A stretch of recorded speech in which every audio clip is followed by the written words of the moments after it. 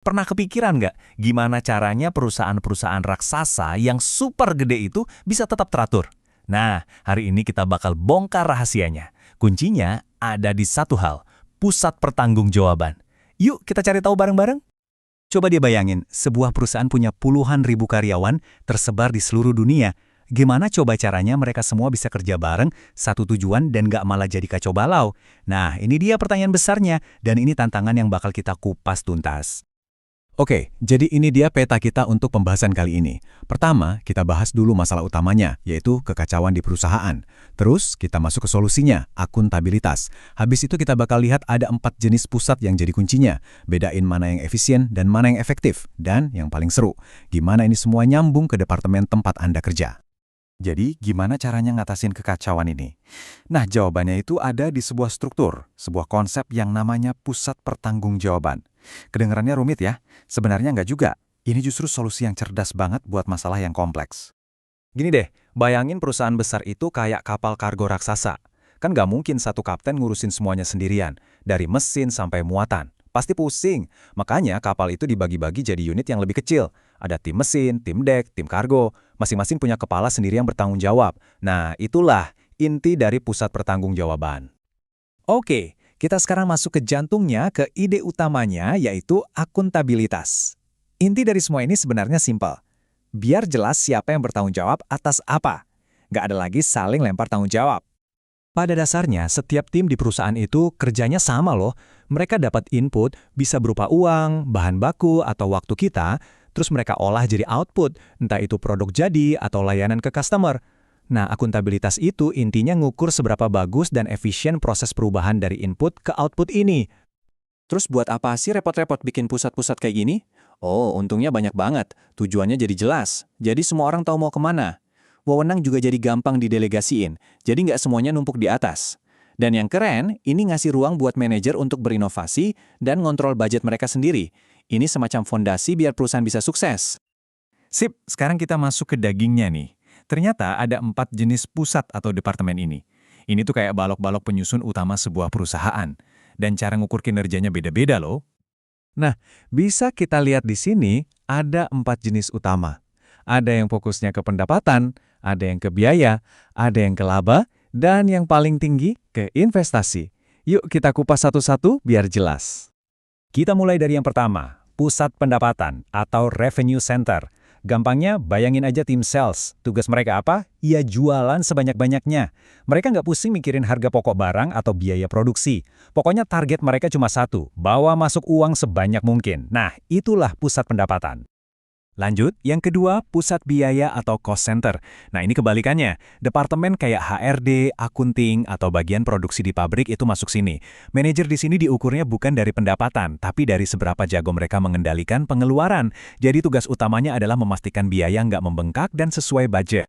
Tapi tunggu dulu, pusat biaya ini ternyata ada 2 macam loh. Yang pertama, ada yang namanya engineered atau teknik. Contohnya pabrik. Di sini hubungan input dan outputnya jelas banget. Masukin 10 kg bahan baku, ya harus jadi sekian produk. Fokusnya efisiensi, efisiensi, dan efisiensi.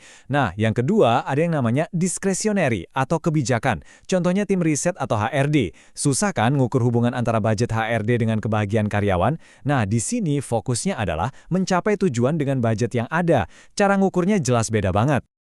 Oke, sekarang kita naik level nih, ke pusat laba atau profit center. Anggap aja ini kayak bisnis kecil di dalam perusahaan besar. Manajernya nggak cuma mikirin jualan doang, tapi juga harus pusing mikirin biaya. Jadi dia tanggung jawab penuh atas pendapatan dan pengeluaran. Kinerjanya diukur dari apa? Ya dari profitnya, dari keuntungannya. Contohnya kayak kepala cabang sebuah toko atau manajer satu lini produk. Dan inilah puncaknya, level tertinggi, pusat investasi atau investment center.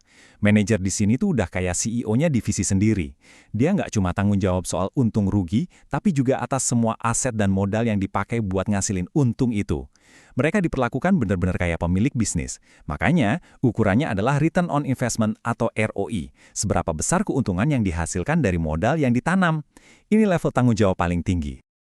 Nah, dari tadi kita ngomongin kinerja kan? Sekarang ada pertanyaan penting. Tim Anda itu cuma sibuk atau beneran menang? Ini nih yang membawa kita ke perbedaan penting banget antara efisiensi dan efektivitas. Ini bedanya, dan ini krusial banget.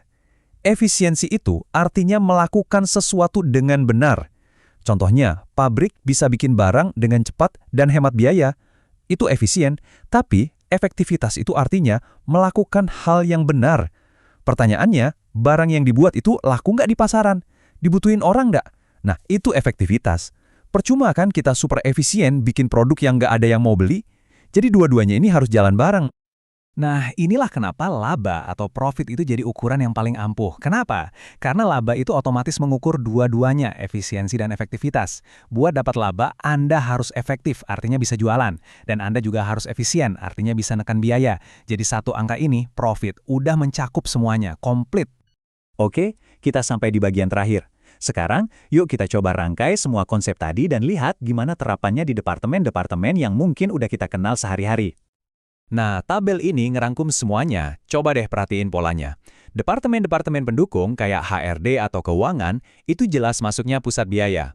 Fokus mereka adalah gimana caranya nggak boros.